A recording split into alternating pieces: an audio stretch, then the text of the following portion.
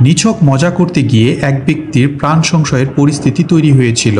শ্রীলঙ্কায় জাফনার পেন্ড্রো পয়েন্টে চলছিল ঘুড়ি উড়ানোর প্রতিযোগিতা। তাই বন্ধুরা মিলে একটা বড় ঘুড়ি বানিয়েছিলেন সেই প্রতিযোগিতায় অংশগ্রহণ করার জন্য। তারপর সেটি ঠিকঠাক কাজ করছে কিনা তা দেখার জন্য 6 বন্ধু মিলে নিয়ে যান ফাঁকা মাঠে। সকলে মিলে ঘুড়ির সুতো ছাড়তে শুরু করেন বাতাসের বেগের সঙ্গে। ঘুড়িও একটু একটু করে উঠতে শুরু করেছিল, কিন্তু হঠাৎই দমকা হাওয়ার জেরে ঘুড়িটি দ্রুত উপরের দিকে উঠতে শুরু করে। আর তখনই তাদের সেই আনন্দের মুহূর্ত আতঙ্কে পরিণত হয়। বাকিরা সুতো ছেড়ে দিলেও এক ব্যক্তি সেটি ধরেছিলেন, ফলে তাকে নিয়েই উঠতে শুরু করে ঘুড়িটি। একটা সময় সে সুতো ধরে উঠতে উঠতে 30 ফুটের মতো উচ্চতায় পৌঁছে যান ওই ব্যক্তি।